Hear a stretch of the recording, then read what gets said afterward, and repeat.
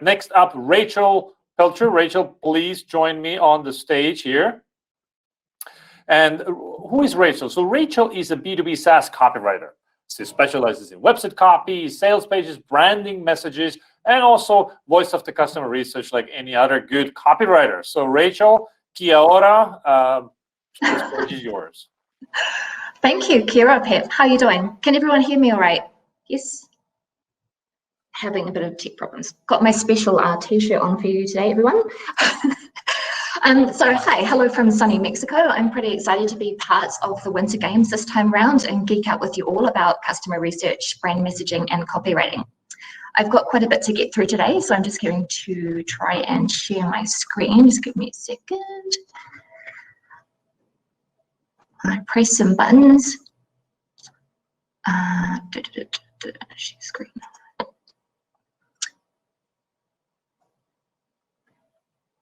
Okay, may the tech gods be with me.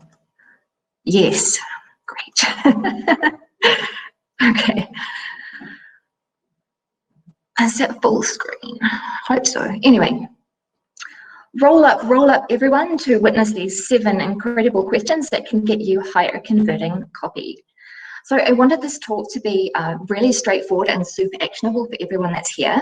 So you can take these exact questions and run fast, easy customer research runs even today on your existing customers and get really juicy, useful answers that you can cut and paste straight into your copy to make it instantly more effective.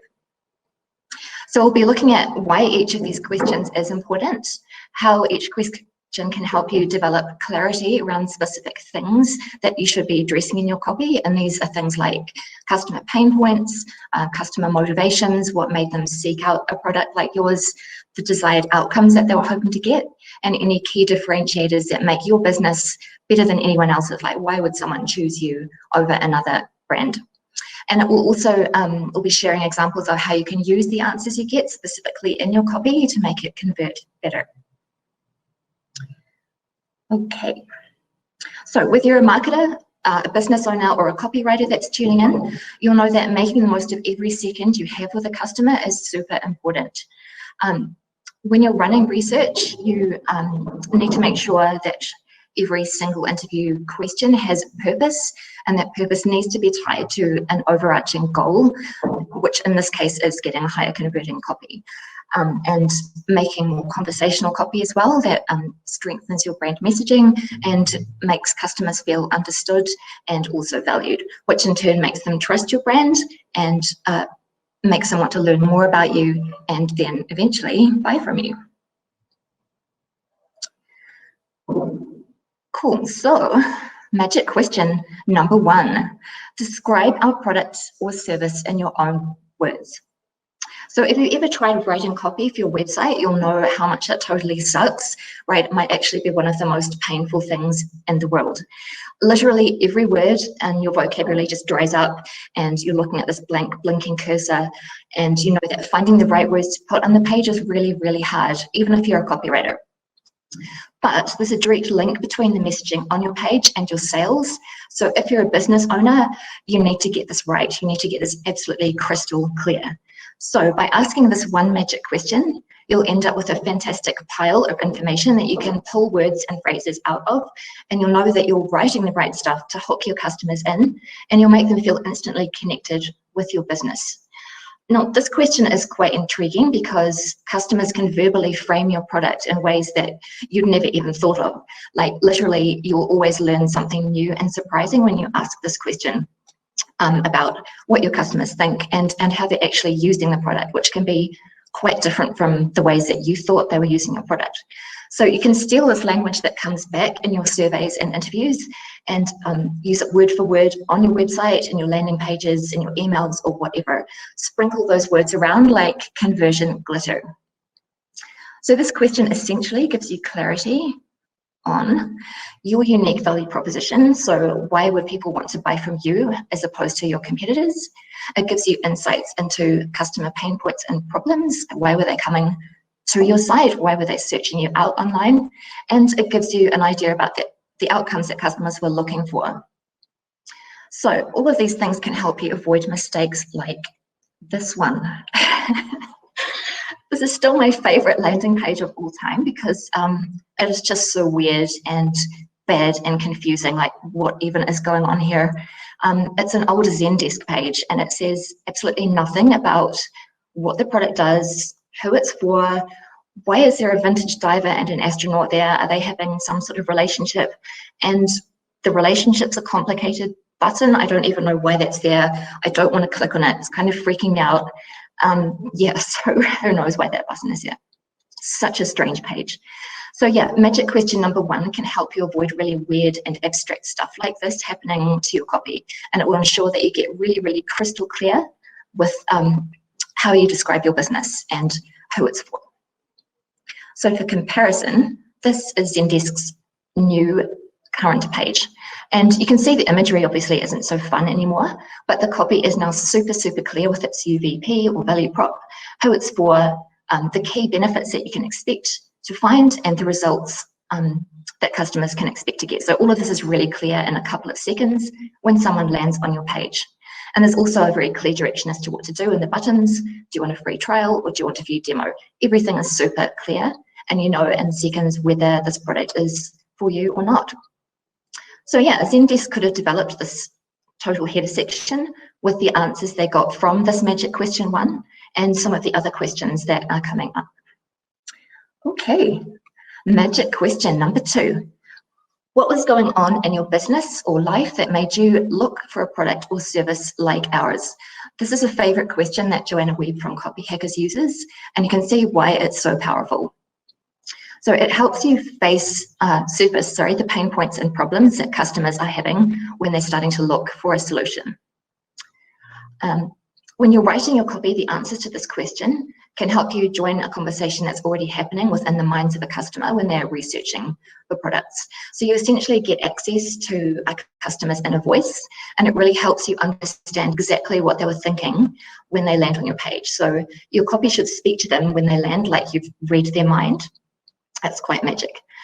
And the important thing to remember when you're collecting this VOC data is that you should lift the words exactly as they appear verbatim. Don't try and paraphrase things, because all the power is in the exact words that your customers use. So don't be tempted to take it and put your spin on it. Just use exactly what the customers say.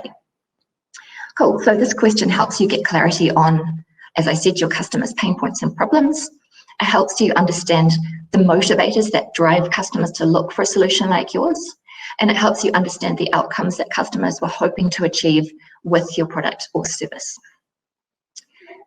Okay, and as an example, we're going to take a look at Basecamp's current homepage.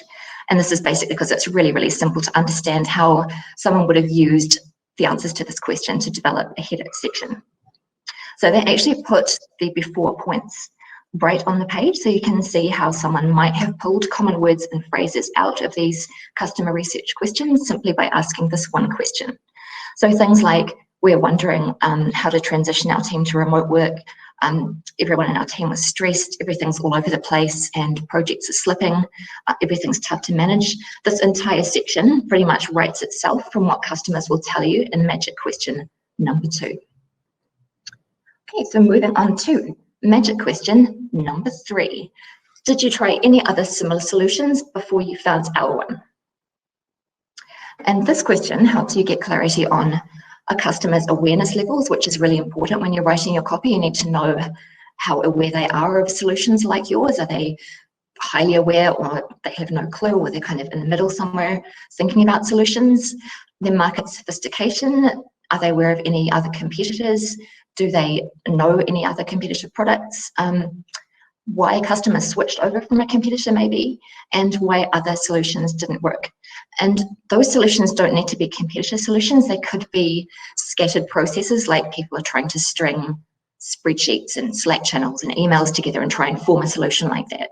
So that might be another struggle that they're having that didn't work, and that set them looking for you. So apart from giving you more insight on your customer's awareness stage and other competitors, you can also use this question to build out really cool things like comparison pages for your website, like an us versus them situation. This one is created by fellow copywriter Josh Garofalo, and it was made for Snapper. So you can see how people referred right here in the text to competitive products that they tried and didn't like for some reason. And in this case, it's Photoshop and it's Canva. And you can see how Josh might have pulled out of the research the words overkill and clunky and used that to develop the comparison page to build on that. It's quite an ethical way to make a comparison page for your business. It's not sleazy. This is what customers have said. It's very logical and practical. And you can take these words and start positioning your product against the competitor in kind of a nicer way so that people can see and feel the advantages to your product when they land on your site. I hope that makes sense. Cool. So moving on to magic question 4. Why did you ultimately decide to choose our product or service? This helps you get clear on your company's particular product appeal in the market. Again, your key differentiators. It can help you see any gaps or problems in competitive messaging that you can then capitalize on to strengthen your own position on your website. And it helps you see the outcomes, again, that people hoped to achieve when they use your product or service. So, as an example, you can use that question in a lot of different ways. This is how I used it for one client that worked really well. So we ran a ton of surveys for this product, and honestly, like 99% of answers that came back were to do with the team, how great the team was, how supportive they were, how they were always there to help and improve, and they were really fast at getting back to people. And you can see all these answers where I've highlighted. This was just such a common theme that we thought it would be good to put this right on the homepage, because that's obviously what people valued and what similar customers would be looking for. So this product is quite complicated on the back end and it's super customizable. So there's a big learning curve and customer support is really important. And also they have big enterprise customers like Skyscanner and L'Oreal who need to know that there's a promise that the team will always be on hand to make sure things are running smoothly because they can't afford to drop the ball. So we theorized that it would be really good to mention their awesome team quite prominently on the homepage. So we did that. And we just made a little section like this with some copy and just some really candid, casual photos of their customer support team. Aren't they nice? They're so nice. I would totally do business with these people. Yeah. So new customers signing up said they were totally sold on the product from seeing this on the site and feeling reassured. And then after taking a call with the sales team, they're pretty much sold on the site because their sales team was really strong as well, but not pushy. So yeah, I'm working with this client again 3 years later, and the customer support is still making up about 99% of those survey responses. So we're going to redo the site and make more of a focus on that somehow and make that really cool so that people can see, again, that is their top strength. Okay, so we're on to magic question 5, halfway through. Did you have any initial hesitations about signing up or using or buying a product, whichever of those works for you? And this helps you get really clear on customer anxieties that you can take and learn from to put in your copy and make sure that this reduces purchase objections from your customers. And they're also good answers to help you build out your fact pages and put in your pricing page so that when people are thinking about buying, they can see their common objections mirrored on the page and be like, oh yeah, that's cool, that answers my question. So it's a really, really practical question, this one. For an example, this is MailChimp's current homepage. And it's a little bit down on the page, but it is there. So you can see how using this question, they might have pulled out 3 very common objections, anxieties, or hesitations that people would have before signing up for MailChimp. So support might have been a big one, like they might have heard that MailChimp support was a bit crap, for example, so they wanted to put award-winning support in there as a reassuring objection blocker. Other problems people might have had were, does this integrate with solutions that I'm currently using? Will it link in seamlessly with tools that I already use so I don't have to go and buy a whole lot of other stuff to make MailChimp work for me? And if you've got marketing partners or you need one, you'll know that they've got a directory of trusted pros that can help you with MailChimp and help you market with MailChimp. So that's how you can use that question. Cool.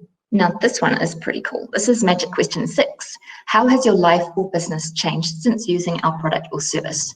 And this question will just give you a ton of warm fuzzies. And because these 7 questions are designed mostly for your existing customers, you're just going to get a whole bunch of nice stuff back.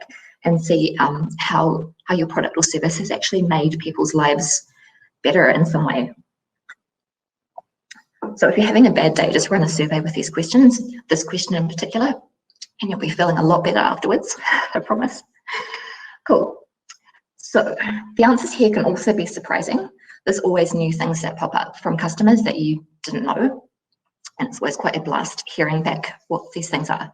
So this helps you get clarity on the key benefits of your product, outcomes that people expected again, and also it helps you dig up potential testimonials and case studies, which are also super important to put in your copy as social proof. Cool. So again, we're going to take a look at this Basecamp slide, and this time we want to look at the after Basecamp, because you can pull words straight out of this particular question and put it in your after section somehow. It doesn't need to be as blatant as this, but you can weave in the after results. And you can go back and check that Zendesk slide from earlier, and that will show you examples of how people used answers to this potential question as well. So you'll see the answers to this question are like, soon you'll be feeling like, hey, we got this. Someone might have actually said that word for word, which is cool. You want things like that in there.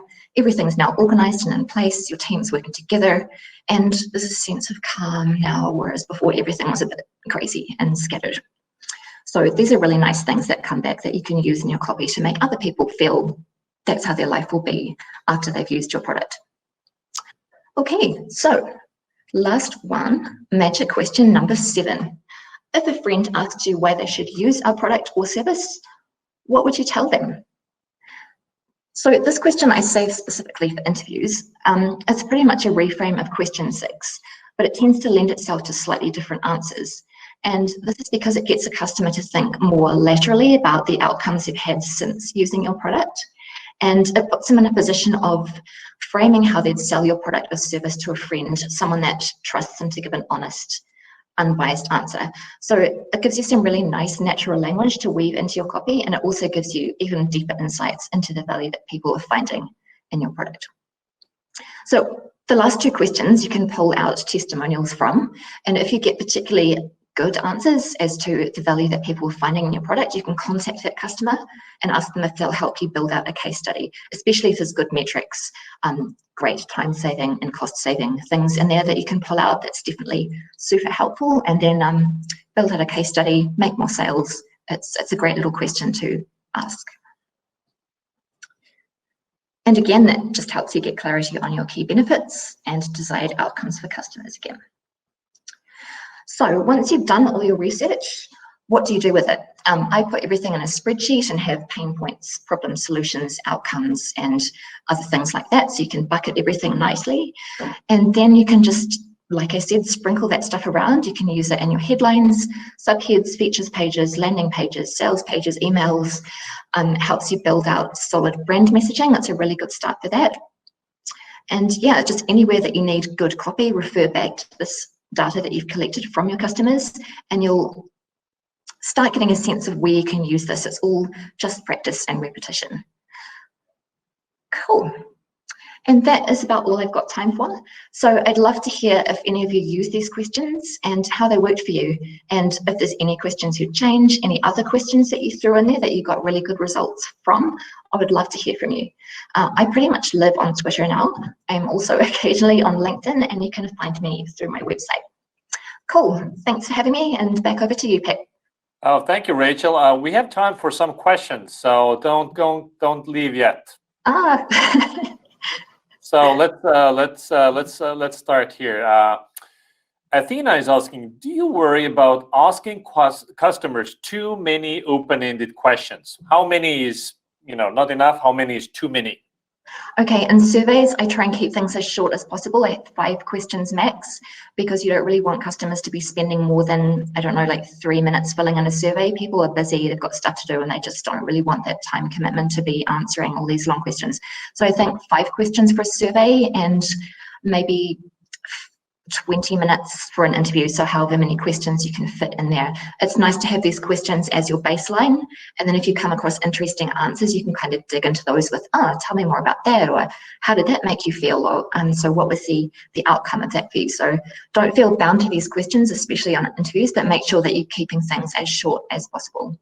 Because customers I would add here that in my CXL experience, we've even had we've been asking 7-8 questions and haven't seen a big difference in response rate. So I would advise people just experiment with it. I think more than 10 is too much, but it depends on the incentives. So Rachael, what are you offering as incentives for interviews and surveys? Gosh, that's interesting. I've done a lot of tests with this. I've been doing this for maybe like 4 years now. And I started off with suggesting that clients used incentives, and I've stopped doing that because I found that the answers are better without incentives. So we were initially offering Amazon vouchers, which was kind of helpful for everyone. But yeah, I just worry about the quality of the answers that we got when we were offering incentives. They didn't seem to be as good, like people were just filling in stuff to get free things. So that's my take on it at the moment. Well, I have a very opposite view here, where if you have a big, huge email list, yeah, you don't need to incentivize, because if you send out a call, hey guys, who wants to fill out the survey, you get enough responses, so you don't have to. But if you don't have a massive email list, if you don't have a massive customer base, it really helps to incentivize, because as you said, Rachael, people are busy. So if you give them a nudge, and you don't tell them that, hey, like you need to give a good review, because like you're doing an actual authentic customer interview here. It's not like you want to hear the bad stuff, not praise. Yeah. There's another question here. Malak is asking. Okay, actually, that we covered that one here. Jeffrey is asking, do you have an email template when you're sending this survey mail out to existing customers? So what are you saying in that email? I do actually have an email template. I'm happy to share it with you if you drop me an email after this. That's cool. So I have an email that I send to the clients to send to their customers, and it's really just a simple outreach saying, hey, can you help us out? We just need 3 minutes of your time to kind of get some feedback on what you're thinking of our product, how you're using it, and yeah, it just helps us build our product better. So if you can help us out, that would be great. Just really, really simple and short to get buy-in. Awesome. James is asking here, any comment on how these questions work for uninspirational purchases like insurance, like boring industries? Well, I think they're quite relevant to all industries, so you just might get more boring answers. But people, there's people using your product and they can tell you how they're using it, how they're enjoying it. It's saved them a ton of money. It's saved them time and stress trying to, search around insurance companies, and you've helped them because your service is streamlined and it's really valuable, and your insurance agents are amazing and things like that. So you will get valuable answers no matter what industry you're in, I promise. I agree. Well, thank you again, Rachael. It was a pleasure. Thank you so much.